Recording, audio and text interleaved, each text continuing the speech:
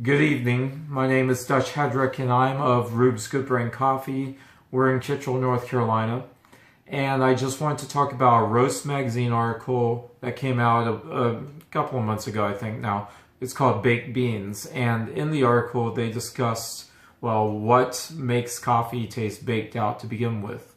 It was very interesting because what they did was they did a little experiment in which they put a little device, a little sensor over the exhaust of a roaster, and they just measured how much moisture was being lost, how much water vapor was being lost through the exhaust during the roasting process. And some of the findings were eye-opening for me.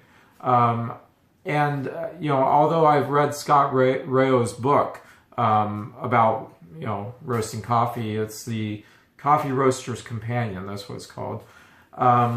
I gotta say I missed this part of it, which is he talks about the different phases which we've come to know in the roasting process. The first is typically called the drying phase. Then there's what he called the unnamed middle phase. And then there's the time after first crack, which has been traditionally called the development phase. So when I first started roasting, we mostly concentrated on development time. In fact, when I first started roasting, I didn't even pay attention to the roast until it was right about finished. And then we might look at the trier and look at the beans and see how many wrinkles were in the bean, or how smooth it was getting. And the goal for us at that time was to let the beans out right before second crack was about to occur. And that's just how we roasted back then. Roast magazine wasn't even a thing, and so we weren't really reading a lot of articles about light roast or anything like that. So anyway, things have come a long way since then. When I went to my second roasting job, we mostly focused on that development time, and we would have it go from about maybe 3.5 minutes, 4 minutes, 5 minutes, sometimes up to 7 minutes, depending on whether it was a French roast or something like that. So, but the point is, it was all concentrating on the development time. And a lot of times we would just say sweeten it up, and sweeten it up meant make it a little more, a little longer after first crack. So if it was starting to taste a little woody, maybe around at 4 minutes, we might sweeten it up and make it last about 4 minutes and 15 seconds in the development phase. Okay? Now, that is until we start seeing articles pop up about Maillard reaction. And this was another whole new revelation for us. Because it concentrated not on the development phase, but more the middle phase, where the coffee started to lose its moisture, so we thought, and began to go through the Maillard reaction. So you had the sugars essentially becoming brown. Now, let me refer to There was an experiment I remember doing when I was in 8th grade, in which we took sugar and we put it into Bunsen beakers, and we put them over Bunsen burners, and we just heated them up. And the sugar, we would watch, would go a transformation from being white to beginning to brown, and it began to essentially make caramel. And that was great. It looked so good you might want to actually taste it. Now, that's not where the experiment ended, though. We just went ahead and let the caramelized sugars continue to go through the chemical transformation. And at a certain point, it went from brown to black because the sugars had lost most of the matter, the fuel, as it were, and went from brown to black. So they began to become just pure carbon at a certain point. and it smelled bad and very unpleasant. So I always remember that, and even more especially after I start roasting coffee. Now, one of the things we did when we started exploring this new Maillard phase, it was new to us, of course, was we thought maybe once the coffee had gotten rid of the moisture at around 300 degrees Fahrenheit, then drop the burner all the way down and just let it coast for about a minute and see how it went. And we found that the coffee tasted a bit sweeter, and this was great. And just, as is my nature, I thought, well, if dropping it down for a minute makes it sweeter, what happens if I drop it down to 1:05 seconds? How about 1:10 seconds, etc., etc.? And I realized at a certain point, it's not tasting sweeter by dropping it down longer and longer. So extending the Maillard phase had diminishing returns, essentially. There's only so much you could go with that, and when you went past that point, the coffee would start to taste baked out. And then I remember my science experiment from 8th grade, and I thought, oh, okay, I'm running out of fuel to sweeten the coffee, and it's getting to the point where it's becoming charred and carbony. But mostly I was noticing a bakiness, loss of moisture. So let's get back to the article from Roast Magazine. Okay. And one of the things that it was talking about was how one of their findings was that what we call the drying phase is actually something of a misnomer, because there's actually drying which is occurring all throughout the roasting process. And actually the highest point in the roast where we're losing the most moisture is right before first crack. And that makes sense when you think of it, doesn't it? Because the beans are cracking, and so you've got places, parts of your coffee beans where the water vapor is just going to escape. So it's going to go escape the beans, escape the drum, and go through the exhaust. So let's rethink the way we think these things, okay? Now, if I had paid attention to Scott Rayo's book a little closer, I would have saw that he said that the drying phase is a bit oversimplistic, okay? So there's a lot of information in his book. Don't get too hung up on just rate of rise. It's very important, of course, but there's a lot of great information in his book, so, check it out. Now, here's another thing that I learned from the Baked Beans article, which is in a high temperature environment, the atmosphere can actually hold more water moisture. So that's another thing that's going to tend to dry your beans out. Okay. Now let's turn to something that the article says, and I want to quote here extensively. The amount of energy required to raise the temperature of coffee will decrease throughout the roast as the water is boiled off. This kind of makes sense. So we want to lower the burner, and not only to keep the rate of rise in check, to be steadily declining, but if you don't lower the burner or let the coffee's rate of rise get lower and lower, then you're pretty much going to burn your coffee. During first crack, the heat input will be at a minimum. However, the temperature increase must not stall. So during first crack, the heat input will be at a minimum. However, the temperature must not stall. A stalling rate of temperature increase at this point of the roast will mean that the coffee is sitting in a high temperature, high airflow environment for too long. At this point in the roast, the drying rate will be at its maximum. Okay? If the coffee sits in this environment, the end result will be a much drier product which I believe, this is the author, is what roasters commonly consider baked coffee. All right. So keeping that in mind, let's go on to a couple other paragraphs. For example, let's consider two coffees that both reach the same end temperature or roast degree.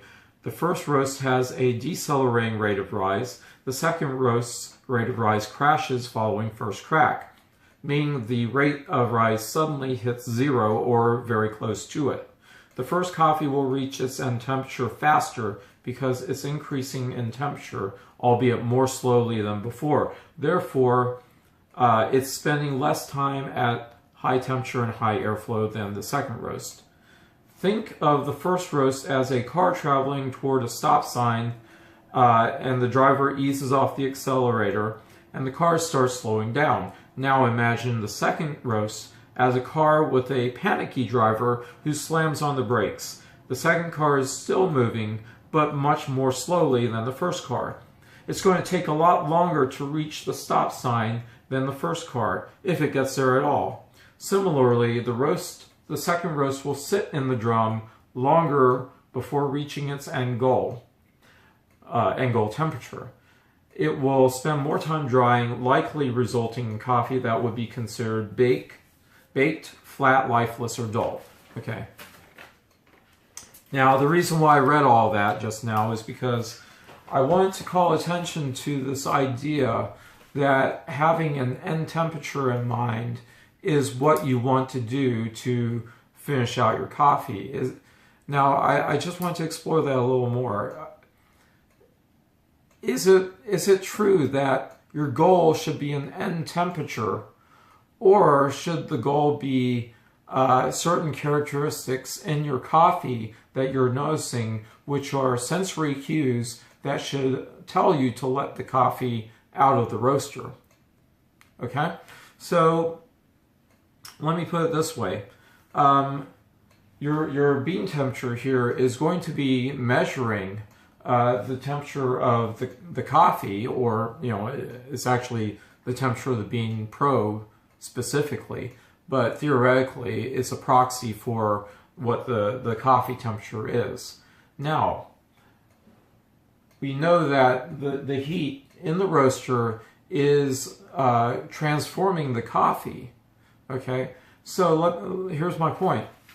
Just because the numbers on the roaster, on your readout, are not going up, that doesn't mean that the beans in the coffee roaster stop roasting.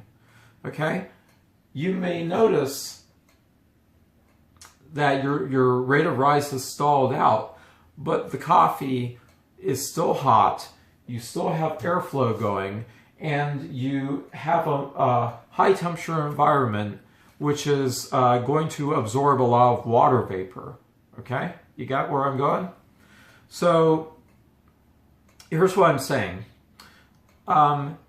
If you stall out a roast, and I assume that everyone does, I assume it's not just me who's stalled out a roast. Otherwise, they wouldn't be writing articles about it in Roast Magazine, right? So if you stall out a roast, you have to remember that the coffee in there is still roasting and your time is still going, okay, after first crack. So don't be hung up too much on your bean temperature numbers, okay? You see what I'm saying? Just think of all of this as data. All of it's data, and the more data you have, the more accurate you're going to be able to know what's going on inside the roaster, inside the beans themselves, okay? But you don't ever want to take one number or one thing, take it out of context, and use that as your end-all be-all goal for roasting the coffee, okay? So the way I think of it is you have your time after first crack, your percentage after first crack. So, maybe the time after first crack is 20%, maybe it's 25%, but if you're following the Scott-Rayo method, then it's probably going to be between 20 or 25% for drip coffee. you've got all these numbers. You've got your Agtron numbers. You've got essentially all that's great. But if you don't know what these numbers mean in application to what's going on in the bean, they're not going to help you, and they may even mislead you. Okay? I hope I'm not being too confusing here. If I am, leave questions down in the comment section. I'm more than willing to answer them.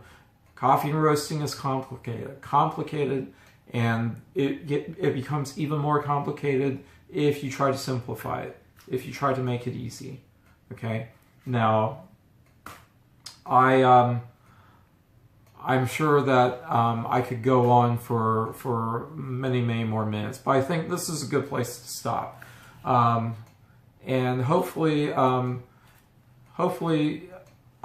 getting you to think a bit about what's actually going on in the roaster, in the beans. So rather than just, I know what my end temperature is. It's 425, let's say, or it's 415 or 418 or whatever. And your rate of rise drops down to a certain point, and you think, oh no, I'm not going to get to that end temperature in time. I'd better put on the accelerator. I'd better floor it and try to get to that point in my designated time, the time I predetermined. Well, what's going to happen? You're increasing the heat, yes, but you're also increasing your the temperature of the environment. And it's going to, now that it's hotter, it's going to be more able to absorb water vapor. And that means that you might be baking your coffee out a bit more. Am I being clear with that? So what I'm saying is, it's not as simple as I want to reach a specific temperature at a specific time, and if I let my coffee lag a bit because I'm not paying attention, then I have to floor it. That's all I have to do. No, you might be better off just ignoring the temperature, not ignoring, putting less emphasis on the temperature and just putting more emphasis on time. Because even though the rate of rise might make the temperature go up slower, and that may be a variable, time from second to second is always constant. That's never going to change, okay? So maybe you might want to shoot for a temperature, end temperature, which is a bit lower. Maybe you can anticipate your, smelling the coffee in your dryer and having those sensory cues hit you at a slightly lower temperature at maybe about the same time. But just like, if you're a pilot and your instruments go out, maybe you can't rely on those instruments now, or you might rely upon them less, and you're just going to have to use your visual, your sensory cues to tell you when to let that roast out. Okay, all right, I hope I'm clear now. It can be a little confusing, but a lot of this, it's hard to teach, but you're just going to learn through roasting, tasting coffee, roasting again, tasting again, experimenting here and there on your own. And I think that's probably pretty obvious. My voice is going. I hope it gets better, and I hope you've been able to bear it. Anyway, that's all I have to say. I'll end it here. And as always, happy roasting, happy brewing, and happy sipping. And good night.